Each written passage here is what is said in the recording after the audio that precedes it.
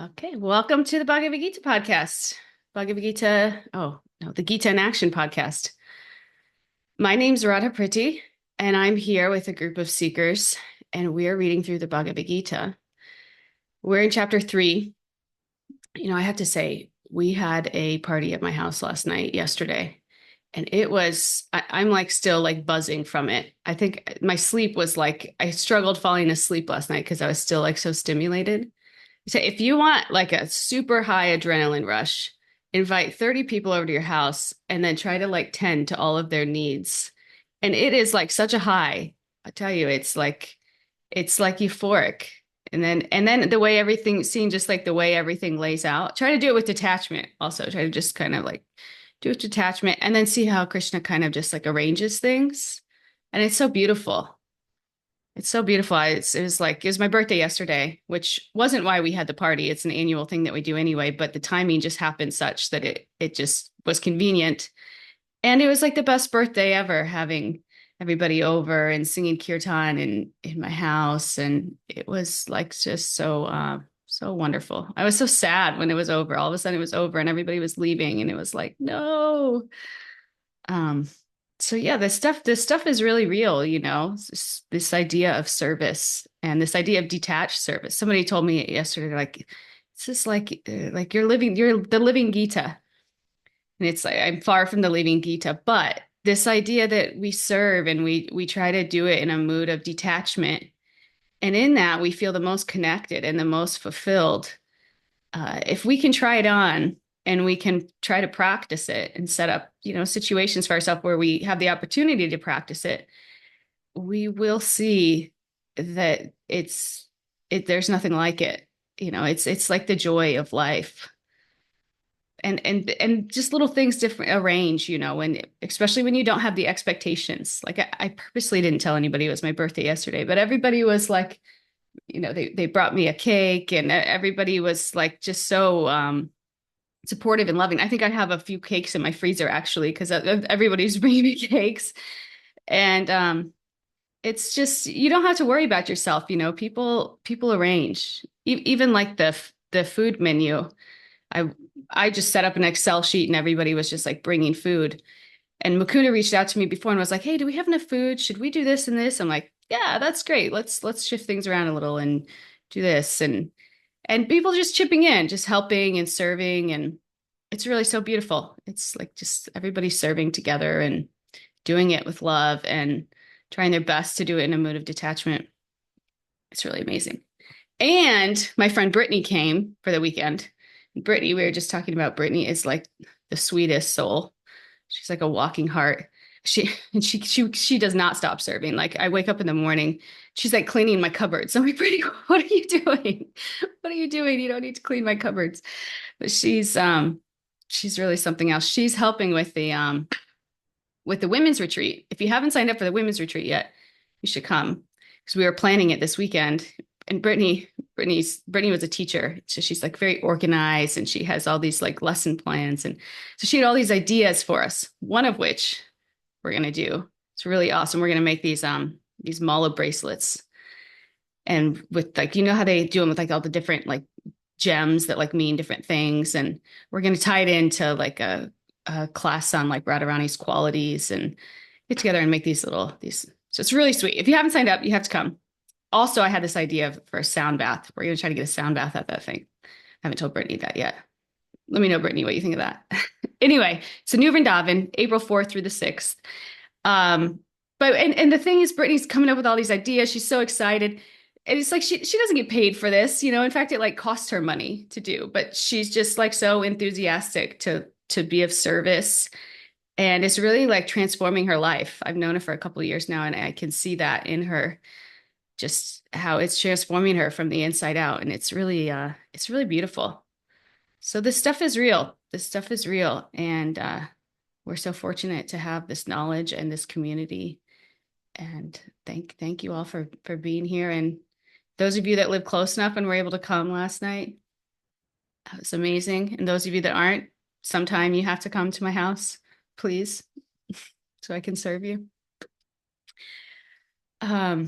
Okay, so that was my night last night. Let's get into the Gita today. We're finishing up chapter 3. We're on text 40, chapter 3, text 40.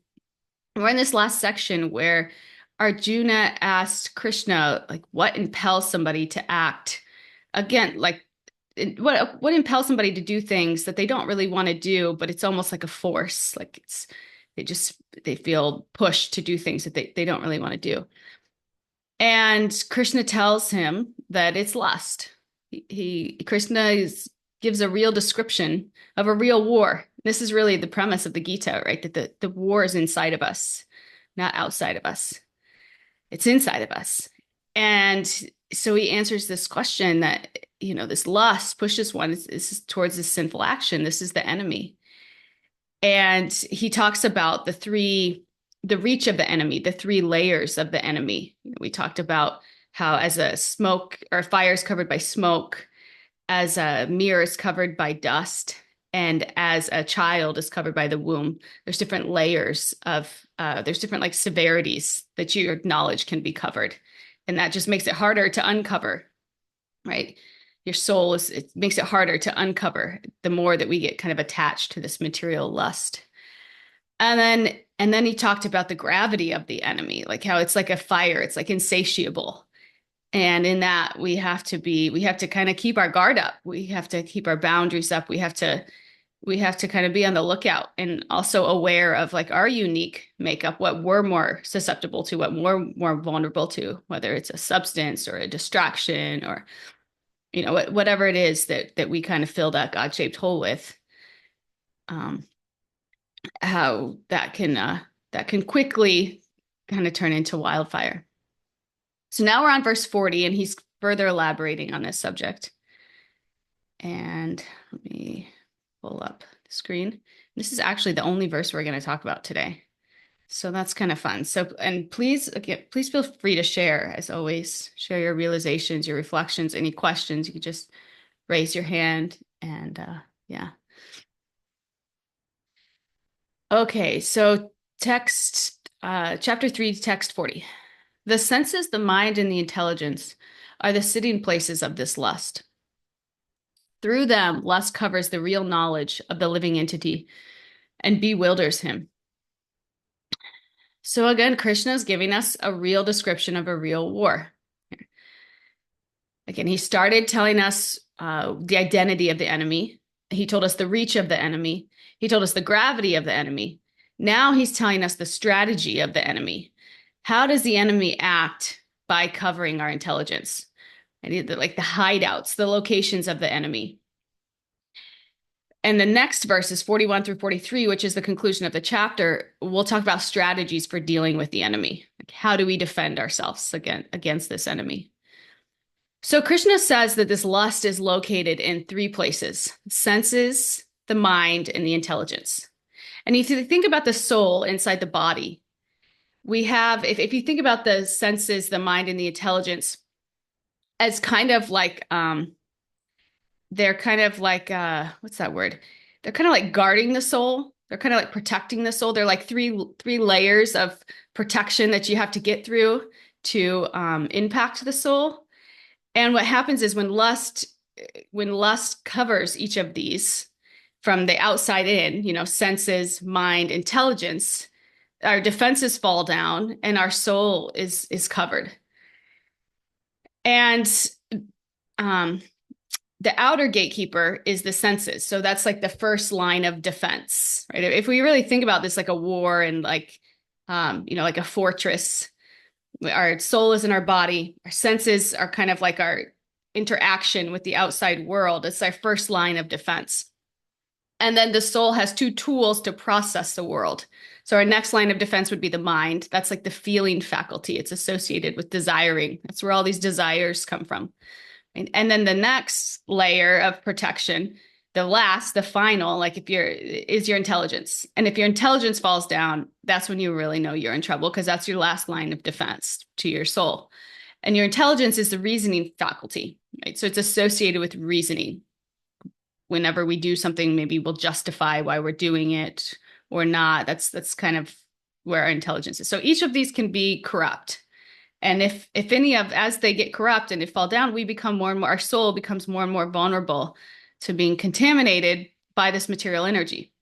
And because our soul is not material, our soul is spiritual, and it's not even subject to the modes. But because of its interaction with these other things that are subject to the modes, it becomes covered. Right. The soul has a pure consciousness. It's such an ananda, full of it's eternal, full of knowledge, full of bliss. That's what it is its core existence. That can't be changed. That is just what it is. So however bad you think you are, however bad of decisions you've made in life, things we're most ashamed of, that's not you, right? That's your soul is you, and your soul cannot be changed. Those qualities are eternal. That's the essence of the soul. But the soul can be covered. It comes into contact with this material energy, and it becomes confused. And it starts in the love starts to transform into lust for material attachments, and it kind of becomes associated with that. So we have this outer world where there might be multiple tempting sense objects.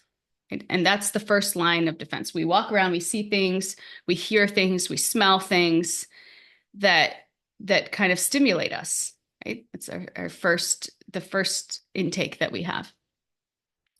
And it's interesting and revealing that Krishna is not saying that lust is situated in the sense objects themselves, right? Like he's not like blaming that, like, delicate or decadent, like plate of pizza, that smells really good and looks really good. That's not like our lust isn't situated in the actual object, right? Or in the actual object of the senses, right? It's situated in the senses themselves. So that's important because it's like a call to us to take this personal responsibility. And it's not to say that there's things that aren't triggering around us, because there definitely is. But the lust itself is not situated in those triggers, right? The lust is situated within us, and the triggers may ignite it, but the lust is situated within us. So that's also kind of a positive thing, because we have some kind of control over it. If we can get skillful, if we can get knowledgeable, if we can try to start practicing some of these things, we can have some kind of control over it. We can try to work with it a little bit so it doesn't become our enemy. We can try to transform it into love for divinity, right? So lust is in the body. It's not it's in the subject, not the object. And therefore, most of the solution that Krishna will give us will be on our inner work. It's such a beautiful part. It's such a beautiful, essence of the Gita is it's so focused on this internal work. Like nothing in your life has to be perfect or even close to it. In fact, your life can be a complete chaos, right? You could be in a jail cell and you could practice these things and you could see and feel benefit. It's such a relief. We don't really need anything outside of ourselves to improve our current situation. That's not to say that there's some external circumstances that would, maybe make us happier or feel happier. But the real conflicts exist inside of us. The real restlessness, the real unhappiness exists inside of us. And the Gita is teaching us, it's again like a guidebook to teach us how to kind of correct that so that we can feel fulfilled and elevated. So the location of lust: senses, mind, intelligence. The soul is pure. So we have the body, we have the soul inside the body, and then we have the intelligence, the mind, and the senses, again, that are kind of the outside of the body. And Krishna is giving that list from the outside in. So the senses naturally crave pleasurable experiences. It's kind of the job of the senses. It's what they're doing. Delicious food, beautiful sights, soothing sounds. It's like heat-seeking radars that seek sensory heat. Right? Senses like start to search for that. The eyes are maybe restless for something attractive. Maybe we're like hungry and we're thinking of something that tastes really good, where our tongue is salivating. And these desires pull us outwards, making us chase material gratification. And this is, we see this like with animals, like if an animal sees something enticing, like my dog is like, I'm convinced he's completely untrainable, right? It's like, whatever, if he sees something that he wants, like there's no listening to us, or like he's off. Like that's it. If there's a squirrel or a bunny rabbit, forget it, you know. They just that they are limited in their ability, in their capacity to control these things. They have, that's why we have these animalistic tendencies, right? And we learned in the last verse, or I forget, maybe it was a couple of verses ago, that that's the animals. It's like mirror on a dust on a mirror, right? They're very covered. And therefore they don't have the capacity to really have this knowledge to be able to elevate themselves in the same way that we humans do. Right? So these desires pull us outwards, making us chase material gratification. And for us, we see this probably as soon as we get off this call, every one of us, and within the next hour of this call, I'm going to just like put this out there and guarantee that we're all going to check social media, right? It's just like normal. We're so addicted to it this day and age. We don't even know how addicted we are to it, but we do it without even thinking about it. You have a free 5 minutes. Okay, I'm just going to scroll a little bit on social media, right? Because the mind enjoys that stimulation. Like we're searching for that stimulation. It's so crazy. Like if you pull up to gas stations now, they have like the TVs at the pump that are like flashing all this marketing stuff. Like we can't take 5 minutes out of our day to pump gas without having something stimulating around us, trying to influence us, trying to like engage our senses, entice our senses, for the benefit of whatever company wants us to try their products or whatever. So everybody, this is the thing. Marketing companies love this. They know this, they take advantage of it. And this is how it works. So the point is the senses start becoming agitated, indicating that lust is there. That's the indication that lust is situated there, because we feel that agitation. And sometimes it feels insatiable. Like we have to have this. Okay, so now we'll move to the mind. The mind is like our second line of defense. And the mind's faculty is desire. So the mind desires things. And then the mind also imagines things, right? Like we may see a particular sense object right in front of us that itself is attractive, but what makes it irresistible is the imagining of the mind. Right? Like the mind we talked about in the last class can be like a transformer. Like it can take a stimulus and it can turn it into something totally different than what it is, or it can, exemplify, can amplify its appeal just because of what already exists in the mind, right? And that's what makes it makes it even more irresistible. Like if I eat this, I'll enjoy. If I don't eat this, I'll miss it so much. The mind kind of decides this. So the senses need external objects to be triggered, but the mind can be triggered by sensory inputs. So what the senses are taking in can trigger the mind, or past memories, right? Like there may be nothing in front of someone, but the mind stores memories of pleasurable experiences. And then the mind creates emotional attachments to them.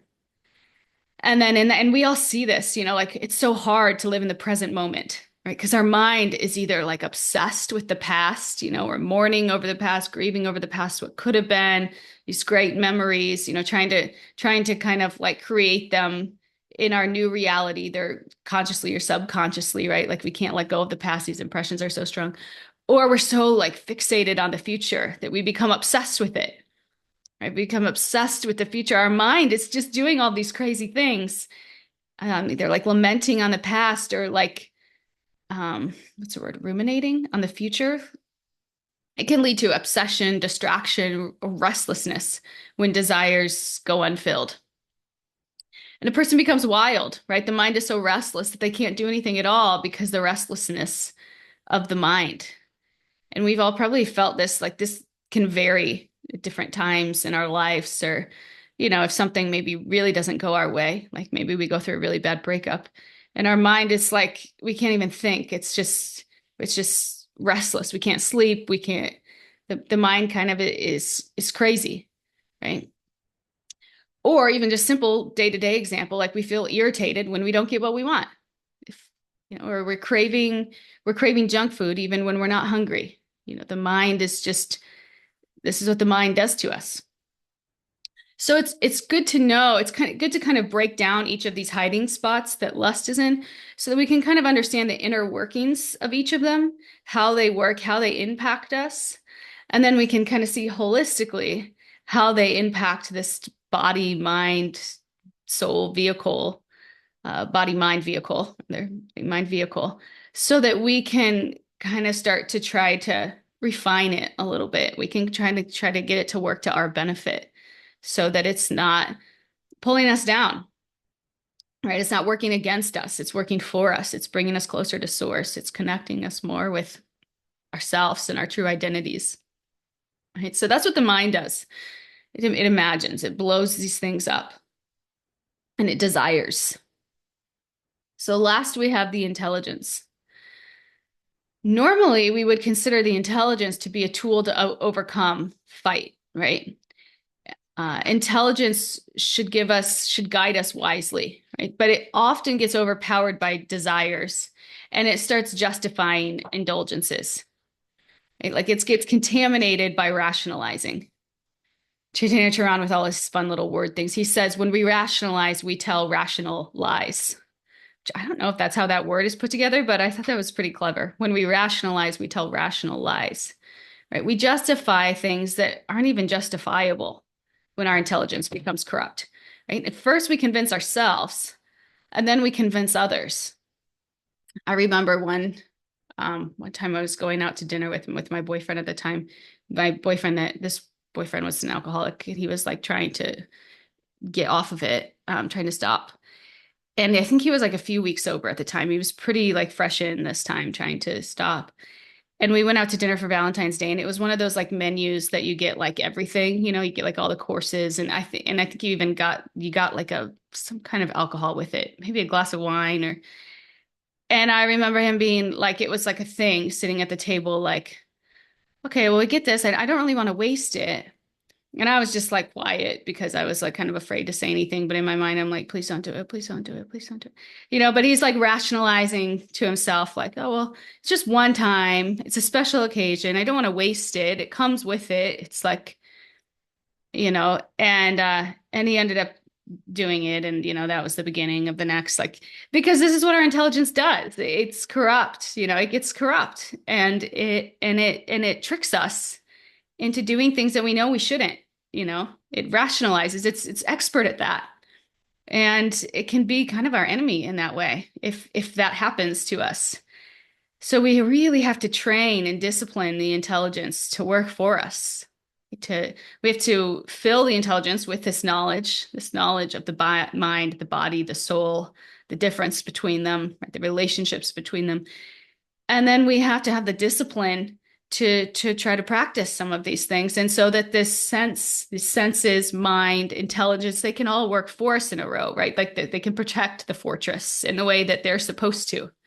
And we don't leave them vulnerable to corruption. Because if we're not protecting them, if we're not, practicing this knowledge, if we're not hanging out with like-minded association that is also trying to practice this knowledge, this lifestyle, we're vulnerable.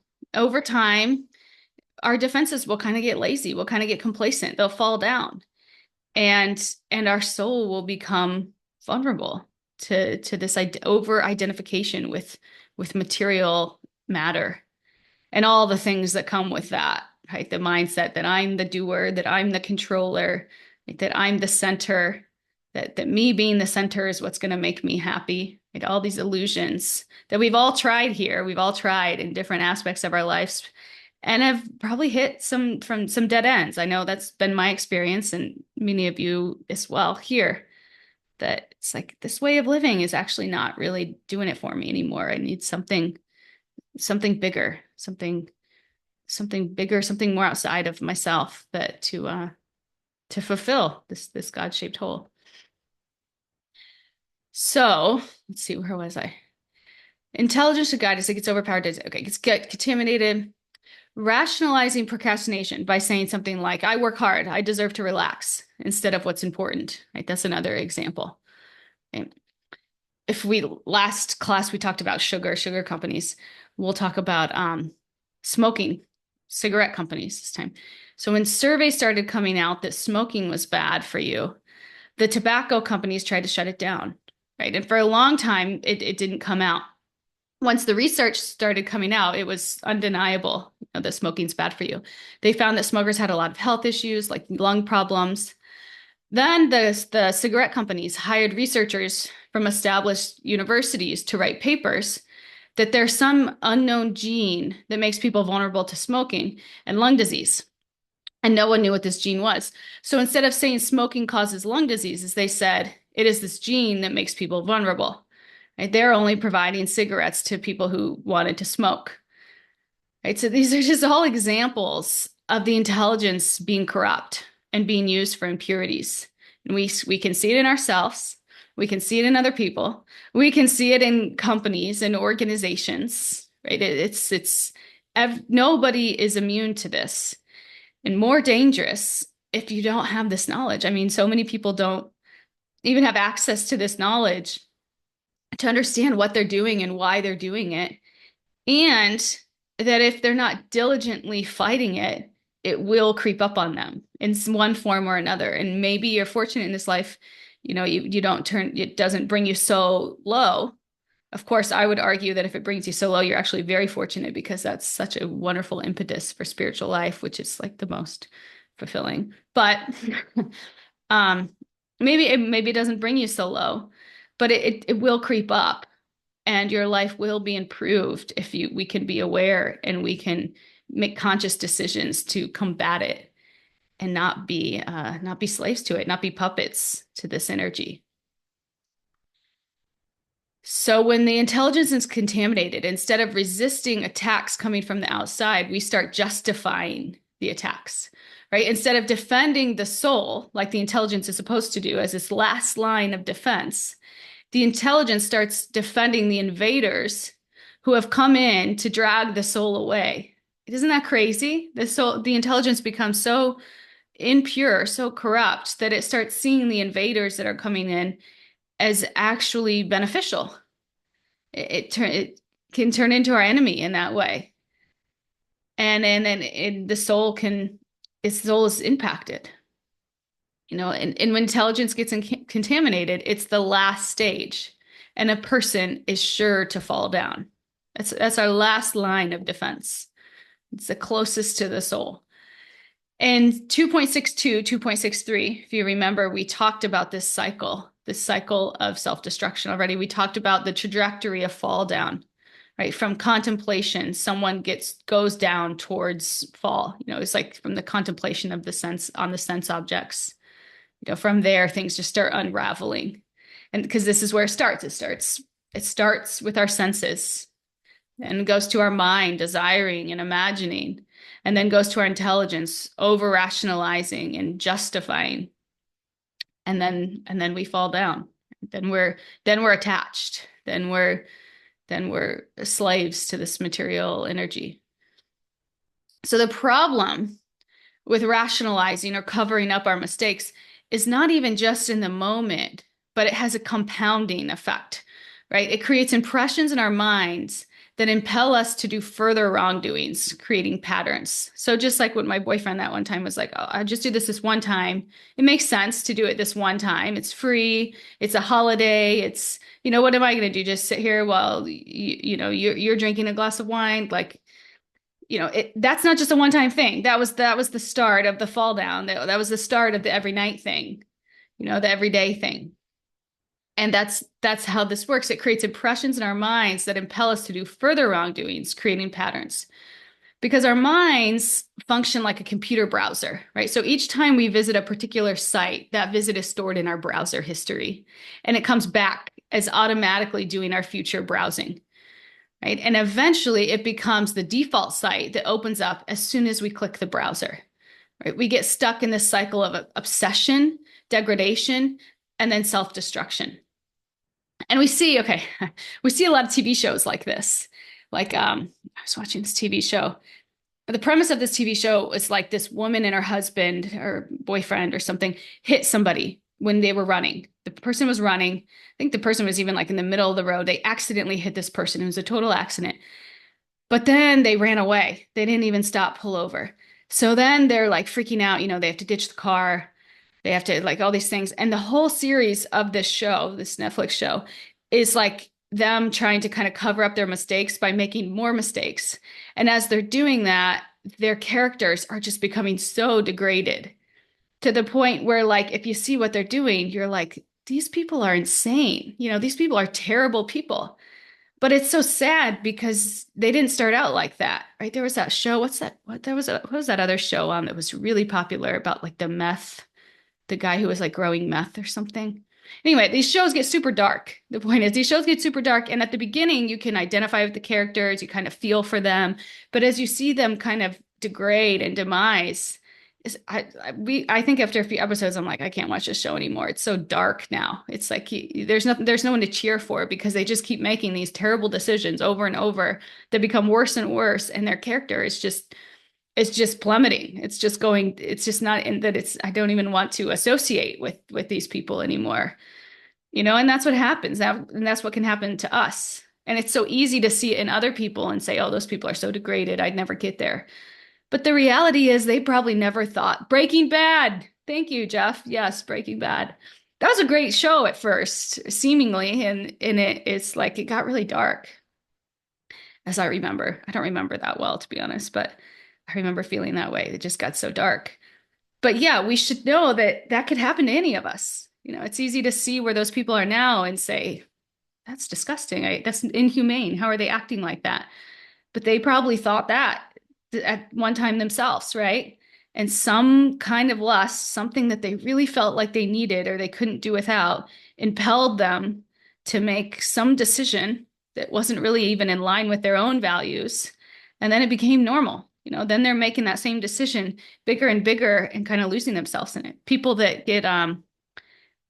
are like in corporations and like cheat, use the company resources to get, or like stocks, what's that?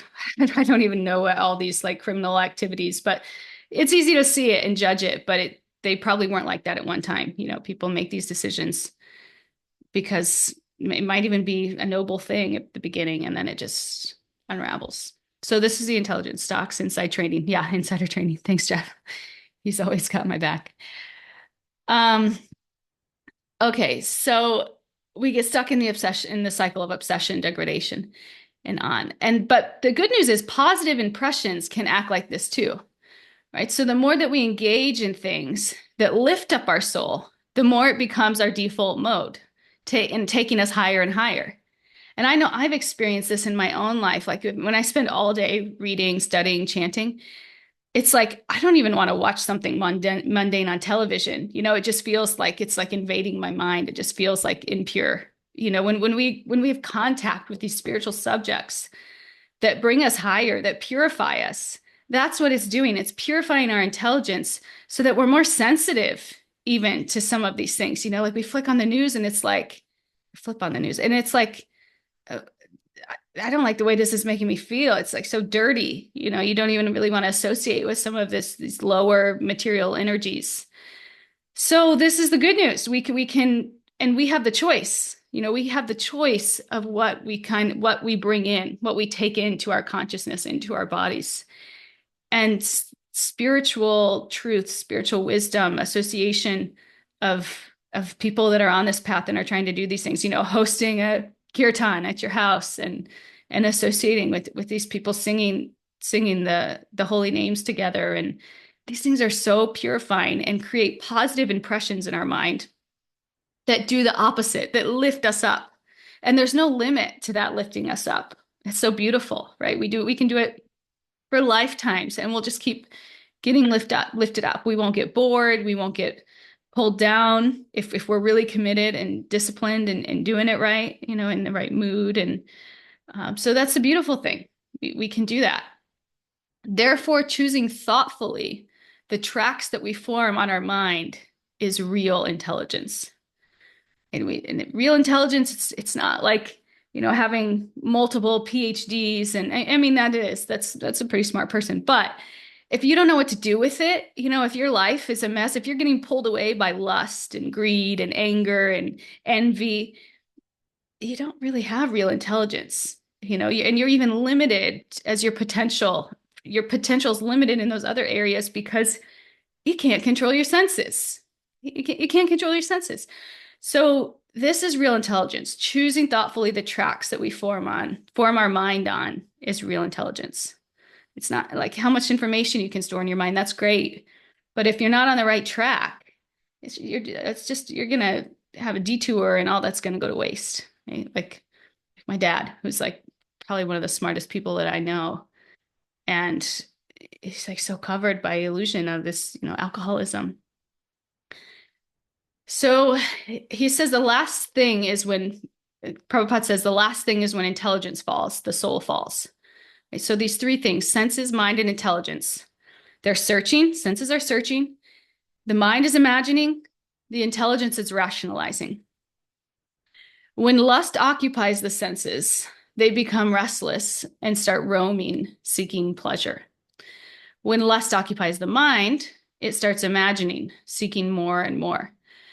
When lust occupies the intelligence, it starts rationalizing. It's cunning, but not just to fool others, but fool ourselves. And we hurt ourselves. And that's our fortress. That's the way we're designed. We have the senses, the mind, the intelligence, the soul. And to be aware of the vulnerabilities of each and what it feels like, what it looks like, to recognize, when the red check engine light is going off in each of these things, we can be better equipped to protect the soul from falling down. Right? So these three things are knowledge acquiring faculties. Oh, thank you. Thank you, Nicole. Nicole says, this is so well explained. Thank you so much. Thank you for being here. I was happy to see you just popped on because I've been missing you. I've been thinking of you. So these three things are knowledge acquiring faculties. And when they are corrupted, it's disastrous. We end up doing things to hurt ourselves, to hurt others. Our knowledge gets covered. We don't see things properly. It's like if you ever sit down and you're eating a bag of chips and you're like, I shouldn't eat this bag of chips. I shouldn't eat any chips because I know they're unhealthy and full of garbage and junk, but I'm just going to have one. And then it's like, oh, wow, that tastes really good. I'm just going to keep eating them. And then you get to the point where you're like, well, I've eaten the whole bag. Like at this point, it doesn't really matter. I just keep eating and I'll start over tomorrow. Right. Like if you ever get to that point where it's like you start and then you're like, and gradually each line of defense just gets plowed over as you're continuing on. So we should, recognize when one line of defense is kind of getting encroached upon and know when to pull out, know when to pull back, know when to kind of reassess, reevaluate. Where are we? What are we doing? And know that you always have the option and the choice and that nothing's wrong with you for being vulnerable in one of these areas. This is, again, the makeup of this material body, mind, vehicle. And having this knowledge, we can do something about it, but we don't need to beat ourselves up about being the way that we are because it's just the way that we are. Right? Like if a country knows that its military intelligence is corrupted, extra vigilance will be required. And this could be the same for us. These three things can be our domestic traitors. So we have to learn how to use them, how to regulate them to be working for us and not against us. Because left to their own devices, like when my little dog chasing that bunny rabbit, they'll just run away, right? The senses will just run away, the mind will follow it, and the intelligence will go along for the ride. So we have to be smarter than all of these things. And there's this popular Vedantic and Bhakti analogy. Many of you have maybe heard it before. It's about the man in the movie theater. I'll go ahead and tell it because it just demonstrates nicely how each of these lines of defense can fall down. A man goes to a cinema to watch a romantic movie, and he gets so deeply absorbed in the film and emotionally identifies with the hero on the screen, right? In a particular intimate scene, the hero is holding the hand of like a beautiful woman, and the man in the audience feels so immersed in the story that he's like unconsciously reaches out and grabs the hand of the person sitting next to him. And in his intense emotional state, he imagines that he's holding the heroine's hand, right? And he experiences a surge of romantic excitement, like all the feels, like you maybe get chills or you're kind of like giddy or just like excited, right? And when the lights come on, he suddenly realizes that he's been holding the hand of an old man, right? He looks over, he sees he's holding the hand of a stranger, an old man the whole time. And he feels embarrassed, realizing that everything he imagined was completely false and self-created.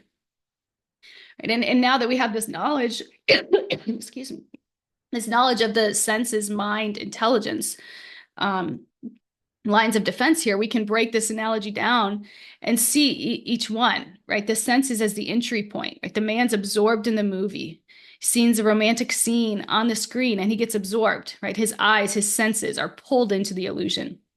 Right? And then his mind creates this false reality. Right? His mind identifies with the hero. He imagines he's holding the woman's hand. He's like imagining this reality that doesn't actually exist. And then the intelligence is covered, right? The rational part of his intelligence just shuts down. It's just out to lunch. And he fully believes this illusion until the lights turn on. And when the lights turn on, the truth is revealed, right? When the illusion is broken, he feels embarrassed, obviously realizing it was all just in his mind. Right? Just as we eventually realize that material attachments are temporary and illusory, right? Illusory. Just as we realize these things. And it's kind of a similar experience that we're having here in this material existence, right? We think this is all real. We get so immersed in it. We identify with it. We identify with our cars, with our houses, with, our spouses. We think these things are us.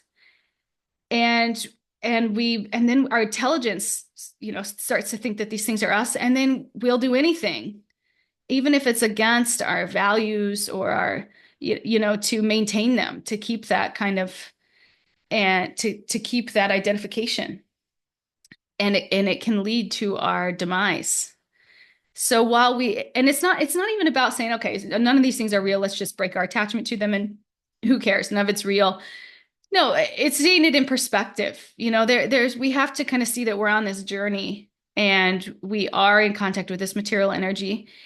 And there is, you're in a relationship, you get some fulfillment out of it. That's great. But we just want to keep the perspective that that's not our highest, right? Because if it becomes our highest, we may do things that are outside of our higher natures to hold on to it. But if our highest is connection with source and everything else is in line with that, then everything is supporting that relationship and it becomes spiritualized, right? Everything is supporting that relationship with source and everything below it becomes spiritualized.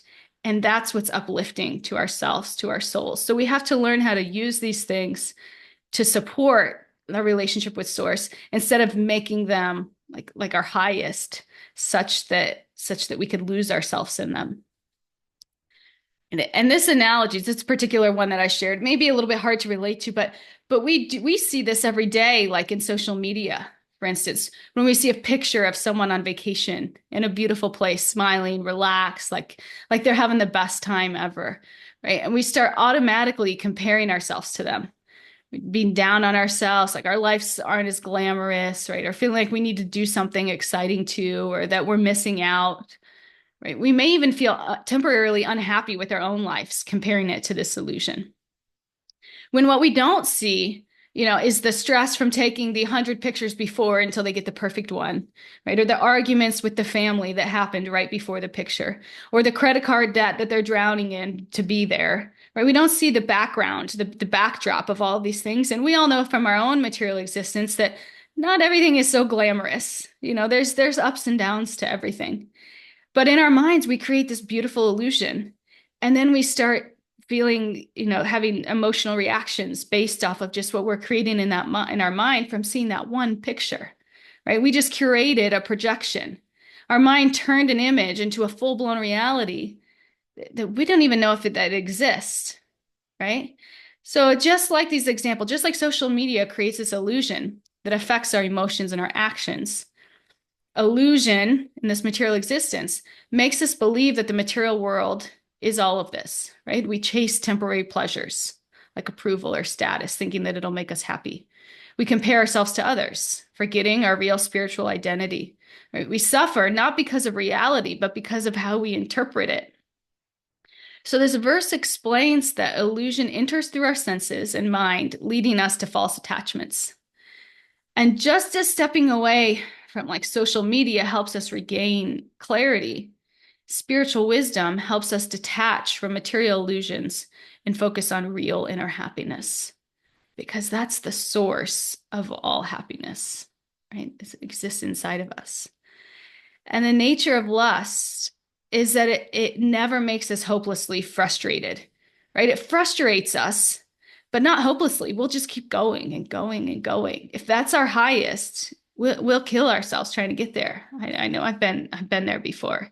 You know, if your priorities in life is it's like, and we all may say, you know, oh, God's, or, you know, my relationship with Source is the highest priority.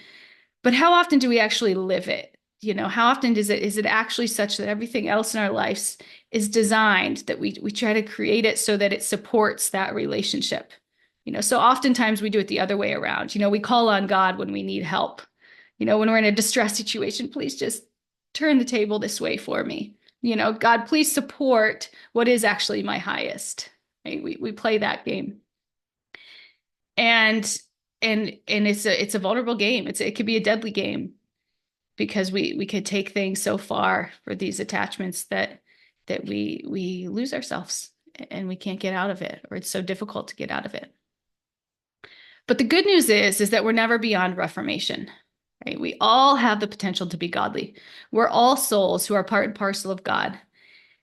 Why do we relapse? Right? Because our inner world is inflammable. Our inner world is inflammable. These materialistic impressions from our past indulgences are stored in the senses, mind, and intelligence.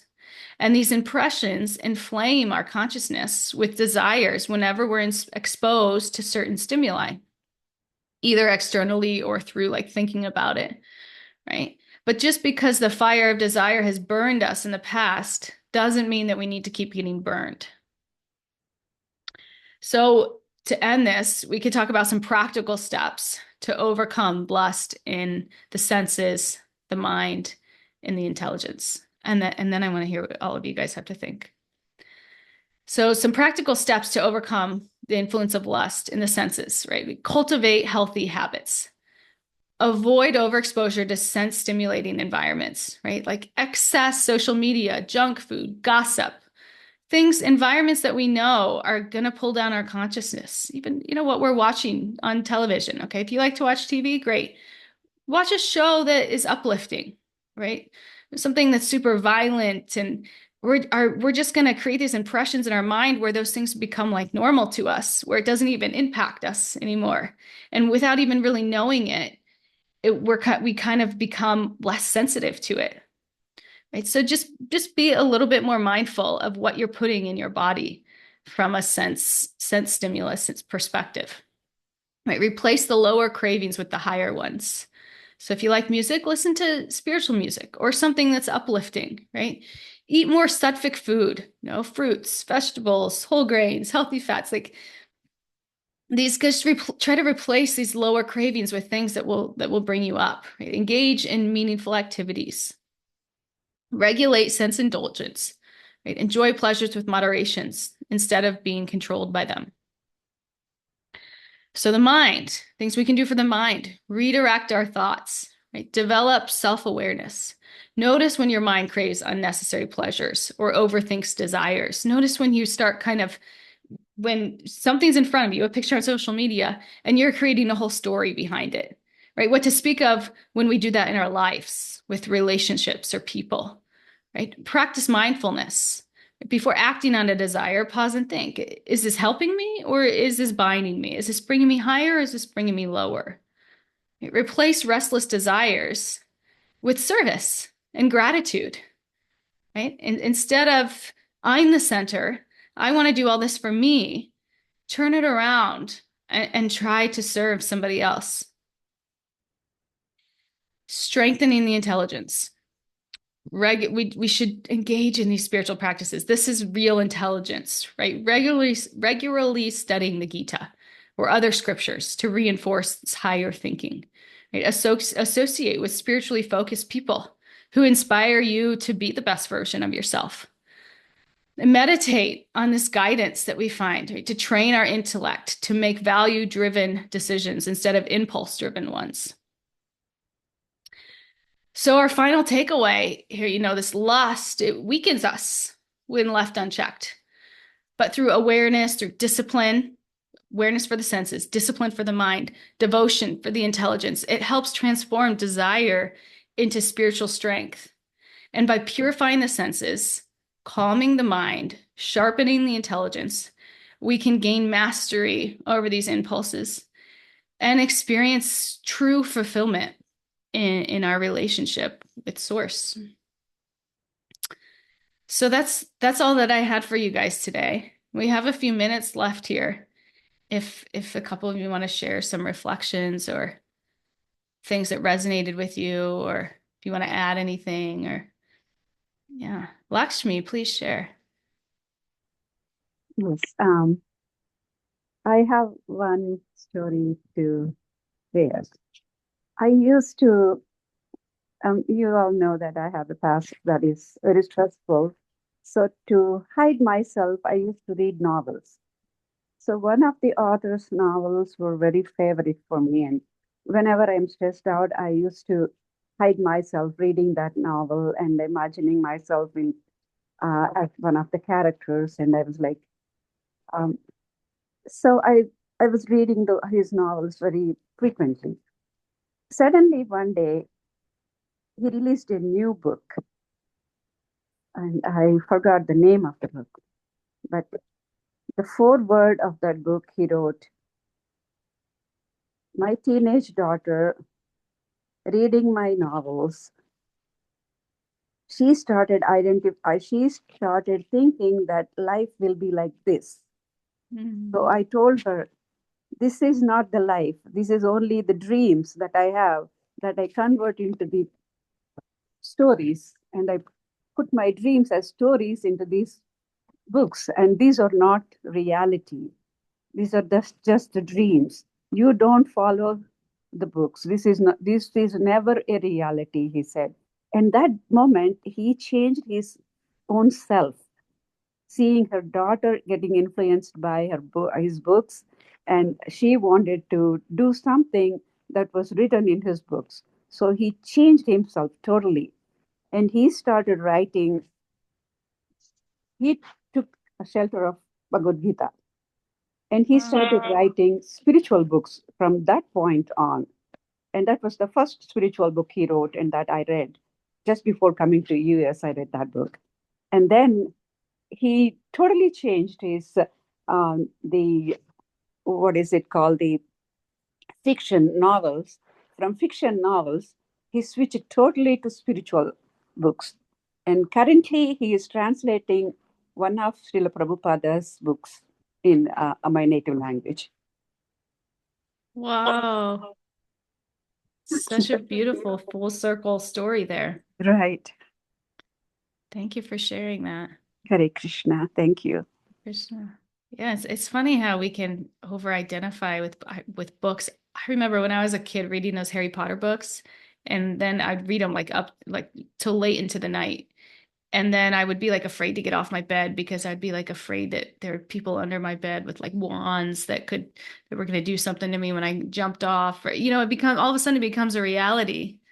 And it sounds so crazy, but this is what we do. This is what we're doing in this material illusion, and it's the way we're designed, right? And we're also designed with this intelligence, the capacity for intelligence to combat it. So can live more fulfilling and happier lives. Thank you. Mariah, please share with us. Hi Krishna, good morning. Yeah, this class today, it's making me remember back after I like graduated college, I went and I did this I did the Landmark Forum, and it's like a leadership seminar. I don't know if anyone's ever heard of it. And, I know I wasn't really like super into the Gita. I didn't really study it that much, but I've always known like, we're not this mind, we're not this body. But at the end of the Landmark Forum, they had us do this meditation where they were like, your mind is a meaning making machine. And they just keep saying it over and over and over and over. And like, literally my mind is so dense. I was like, what does that mean? I don't know what that means. What does that mean? And I'm like, oh, it means I'm making meaning to everything. And I mean, that doesn't mean there isn't meaning to some things, but we attribute so much meaning to things that happen in our lives to where it causes this like hankering and lamenting. And when you can take that step back and just be like, I'm making all of this meaning, you can, and then like I was able to let it go. Like in that moment, it was so freeing to let go of all of the meanings I was making to so many things. And it was like this ultimate like let go of like just so many things. I felt so like I don't know, I was like on cloud nine, like I couldn't sleep because I was just so awakened, like with like, wow, I don't have to make meaning to all these things that happened in my life. I haven't gotten back to that stage of like just completely letting all of that go, but it was such a good meditation, just like, yeah, my mind is making the meaning to all of these things, and I can let it go and I can choose who I want to be in this very next moment. And that's what's coming to my mind. And that was like really helpful, just letting go of the meaning making machine, you know. Yeah, And that's that's exactly what we're beautiful. learning here today in Gita. It's like it's wonderful. Yeah. Yeah, I totally agree. Or even like, being more open to the idea that whatever meaning we came up with may not be the reality. We may not know. And therefore we have to act based off of what we do know, or we could end up in a totally different direction. Yeah. And that's, who knows how we got there, just literally our minds bringing us there. Yeah. So thank you. Always love hearing your reflections. Anybody else want to share anything before we end for the day?